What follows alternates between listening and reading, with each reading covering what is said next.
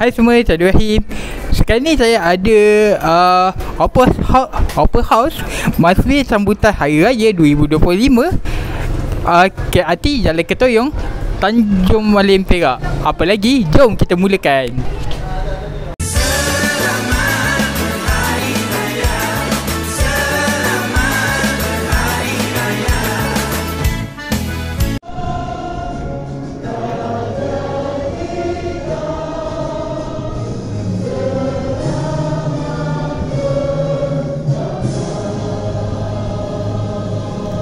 Yang memiliki segala pemerintahan, di tangan Engkau segala kebajikan, pada Engkau lah kembali segala urusan.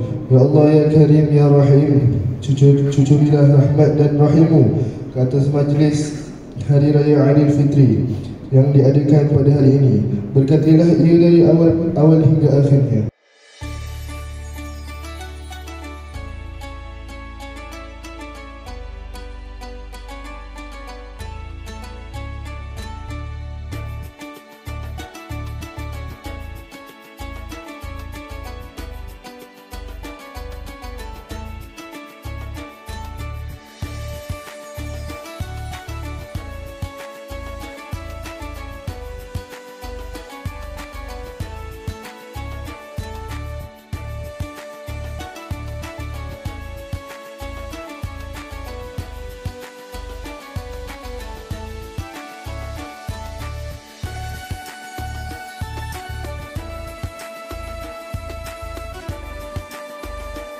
Belum?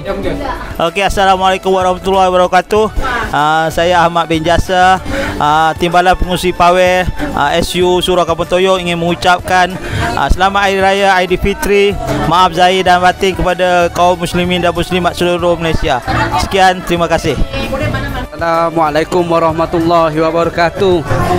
Saya Baharul Kalam bin Zainun, pengurusi JPKK Kampung Ketoyong. Saya ingin mengucapkan selamat Hari Raya kepada semua warga KRT Jalan Ketoyong. Saya ucapkan syabas dan tahniah di atas penganjuran Majlis Sambutan Hari Raya 2025 KRT Jalan Ketoyong, Tabika Perpaduan dan WI Cawangan Kampung Cawangan Tanjung Malim. Jadi makanan pun sedap. Syabas, tahniah. Terima kasih.